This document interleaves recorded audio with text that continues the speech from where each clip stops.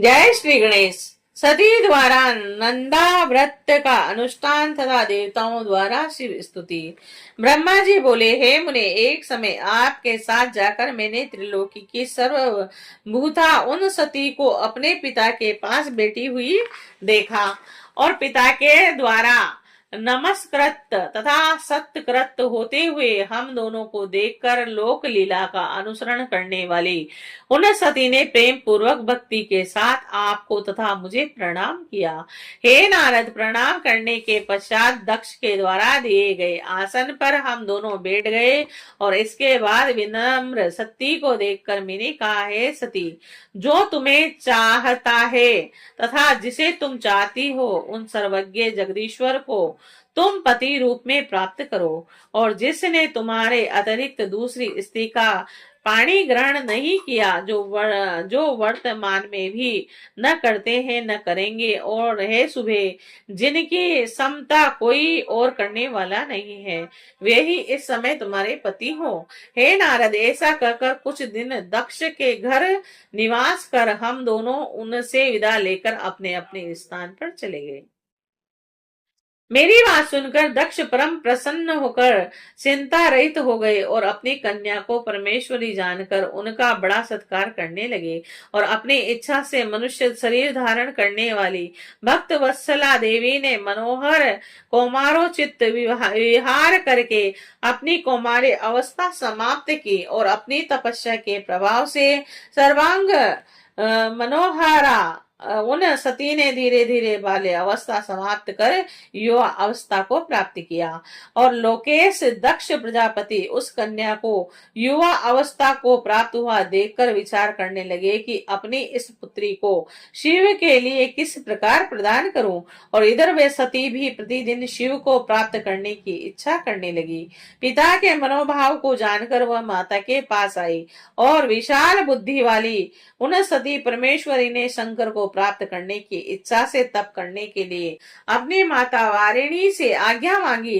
तब दृढ़ व्रत वाली वे सती माता की आज्ञा से महेश्वर को पति रूप में प्राप्त करने के लिए घर में ही तपस्या करने लगी, और उन्होंने अश्विन मास के प्रत्येक नंदा तिथि प्रतिप्रदा षष्ठी तथा एकादशी में गुड़ भात तथा लवण से भक्ति पूर्वक हर का पूजन किया और इस प्रकार उस मास को बिता दिया।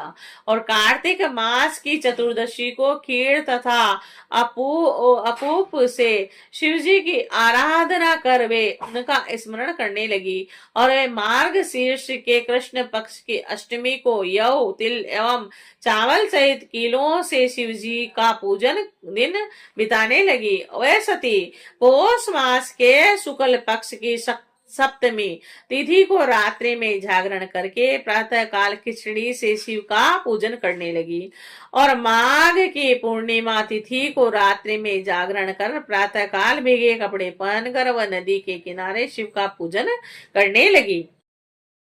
फाल्गुन कृष्ण चतुर्दशी को रात्रि में जागरण कर सब पहरों में विलव पत्र तथा विलव फल से शिव की विशेष पूजा करने लगी, और चैत्र शुक्ल चतुर्दशी को वे सती पलाश पुष्प तथा दोनों से शिवों की पूजा करती थी और दिन रात उनका स्मरण करती हुई समय व्यतीत कर रही थी।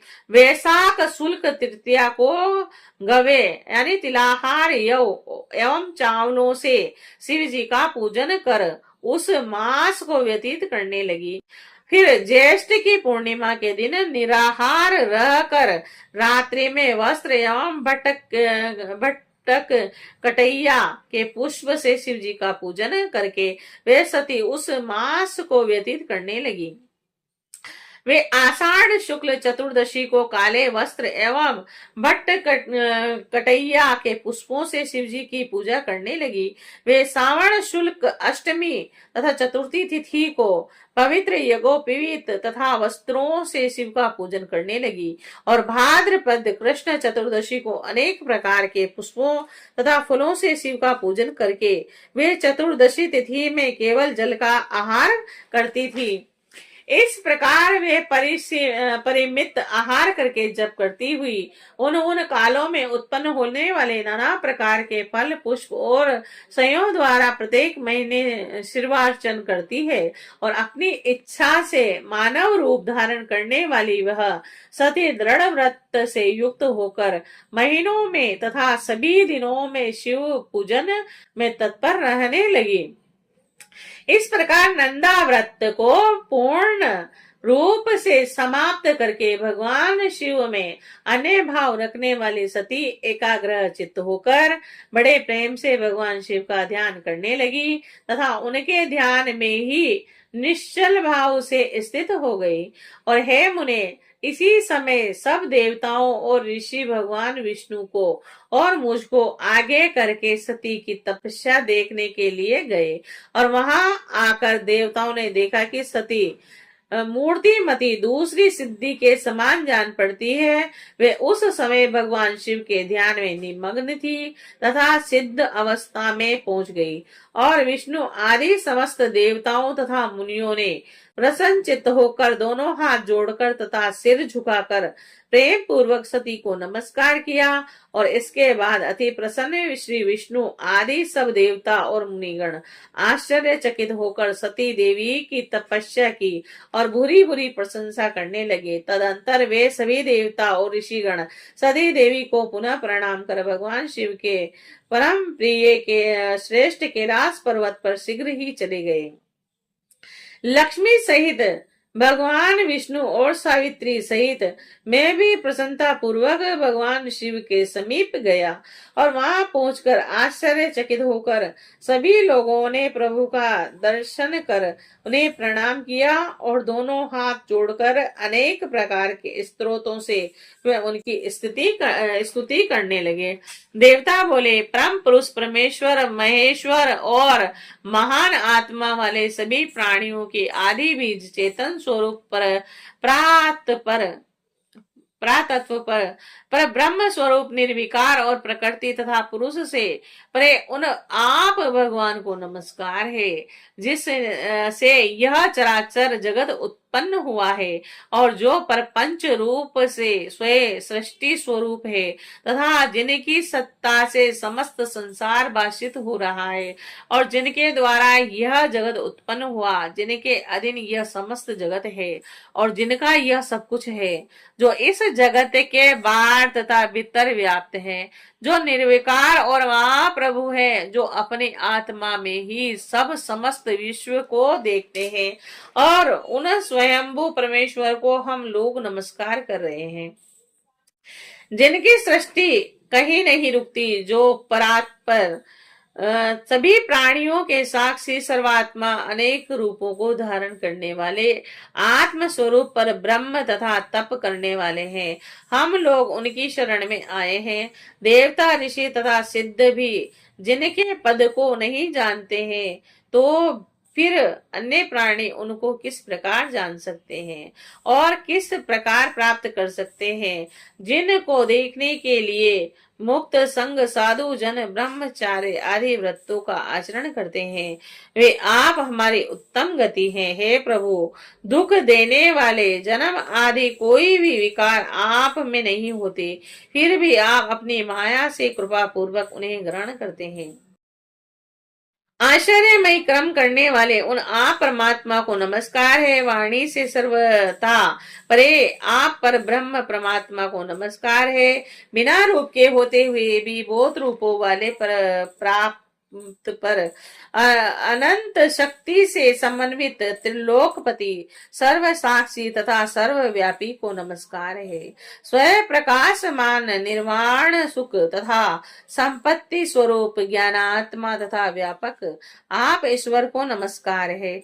निष्काम कर्म के द्वारा प्राप्त होने वाले कैवल्यपति को नमस्कार है, और परम पुरुष परमेश्वर तथा सब कुछ देने वाले आप प्रभु को नमस्कार है।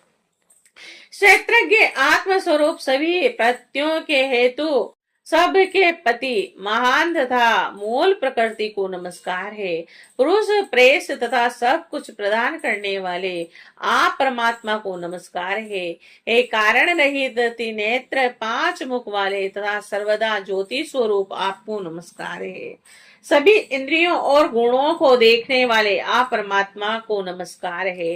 तीनों लोकों के कारण मुक्ति स्वरूप मोक्ष प्रदान करने वाले शीघ्र ही शरणागत को तारने वाले आमे नाय वेद तथा आगम शास्त्र के समुद्र परमेष्टि तथा भक्तों के आश्रय रूप आप प्रभु को नमस्कार है। हे महेश्वर, आप गुण रूपी अरणि से आछंद चित्तवन स्वरूप अग्नि रूप मुख के द्वारा आ प्राप्त न होने वाले अज्ञानियों के हृदय में सदा निवास करने वाले, संसार जीवों के बंधन को काटने वाले और उत्तम भक्तों को मुक्ति प्रदान करने वाले, स्व प्रकाश स्वरूप नित्य अवयव निरंतर ज्ञान रूप प्रत्यक्ष दृष्टा अविकारी तथा परम ऐश्वर्य धारण करने वाले हैं, आप प्रभु को नमस्कार है। लोक धर्म अर्थ काम मोक्ष के लिए जिनका भजन करते हैं तथा जिनसे अपनी सदगति चाहते हैं, ऐसे है प्रभु आप हम सभी के लिए दया रहित कैसे हो गए, हम पर प्रसन्न हो, आपको नमस्कार है। आपके अन्य भक्त आपसे किसी अन्य अर्थ की अपेक्षा नहीं रखते हैं, वे तो केवल आपके मंगल स्वरूप चरित्र को ही गाया करते हैं। अविनाशी पर ब्रह्म अव्यक्त स्वरूप वाले व्यापक अध्यात्म तथा योग से जानने योगी तथा परिपूर्ण आप प्रभु की हम लोग स्तुति करते हैं। हे अखिलेश्वर, इंद्रियों से परे स्वयं आधार रहित, सबके आश्रय हेतु रहित, अनंत आद और सूक्ष्म आप प्रभु को हम सभी प्रणाम करते हैं और आपने अपनी तुच्छ कला मात्र से नाम रूप के द्वारा विष्णु आदि सभी देवताओं तथा इस चराचर जगत की अलग अलग सृष्टि की है। जैसे अग्नि की चिंगारियां तथा सूर्य की किरणें बार बार निकलती और फिर उन्हीं में लीन हो जाती है, उसी प्रकार सृष्टि का यह प्रवाह त्रिगुणात्मक कहा जाता है।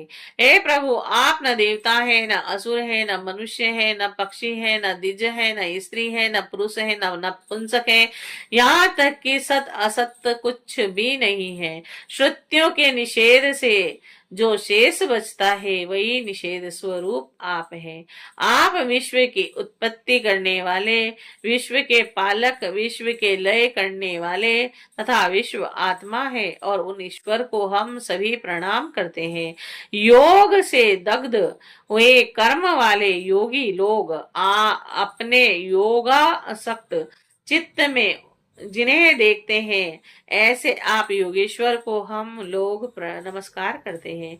हे तीनों शक्तियों से संपन्न असहाय वेग वाले, हे स्त्री में आपको नमस्कार है। अनंत शक्तियों के युक्त तथा शरणागतों की रक्षा करने वाले आपको नमस्कार है। हे दुर्गेश, दूषित इंद्रियों वालों के लिए आप सर्वथा दुष्प्राय हैं, क्योंकि आपको प्राप्त करने का मार्ग ही दूसरा है। सदा भक्तों के उद्धार में तत्पर रहने वाले तथा गुप्त शक्ति से संपन्न आप प्रभु को नमस्कार है। और जिनकी माया शक्ति के कारण बुद्धि से युक्त मूर्ख अपने स्वरूप को नहीं जान पाता है, उन दुर्त्य महिमा वाले आप महाप्रभु को हम नमस्कार करते हैं। ब्रह्मा जी बोले, हे नारद, इस प्रकार महादेव जी की स्तुति करके मस्तक झुकाए हुए विष्णु आदि सभी देवता उत्तम भक्ति से युक्त हो प्रभु शिव जी के आगे चुपचाप खड़े हो गए। जय शिव शंकर, जय शिव शंकर।